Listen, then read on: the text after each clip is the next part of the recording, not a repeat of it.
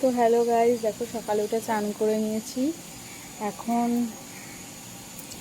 চলো, আজকে আমি বাপের বাড়ি আছি, তো তোমাদের সেইগুলো শেয়ার করি তোমাদের সাথে। চলো দেখো, তো আমাদের কারখানা, এখানে কারখানার সব কাজ টাজ হয়। আমার ছেলে এসছে আমার সাথে। আর সকাল সকাল মা রুটি আলুর দম করেছিল, তাই দিয়ে খেতে বসে গেলাম। সামনে আবার ছেলে দুষ্টুমি করছে। এই দেখো ঠাকুর ঘর, আমাদের এটা বাপের বাড়ির ঠাকুর ঘর। এখানে যেন বৃন্দাবন, এটা সবাই এসে তাই বলে। এটা আমাদের ছোট ঘর, এটা সামনের দিকের ঘরটা, তাই এখানে ছোটো ঘরই বলে না। এটা বেডরুম একটা মা বাবার, আর এটা ডাইনিং রুম, এটা রান্নাঘর। মা রান্না হয়ে গেছে, শুধু ইলিশ মাছ হচ্ছে। ইলিশ মাছ এনেছিল মা বাবা, আজ আমি এসেছি বলে, আর ইলিশ মাছটাই রান্না হচ্ছে এখানে। তো এই পাশের ঘরটা বোন ঘুমাচ্ছে, বোন একটু দেরি করে উঠে যায়।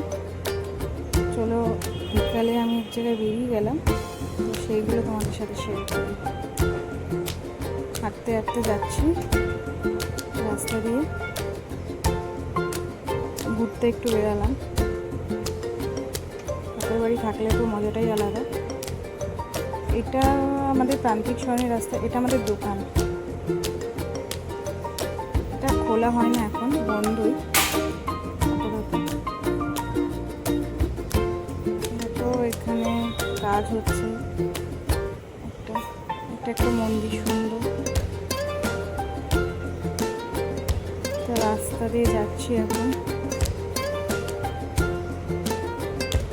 আমি যাচ্ছি নতুন বাজারের দিকে, নতুন বাজারের দিকে আস্তে আস্তে হেঁটে যাচ্ছি।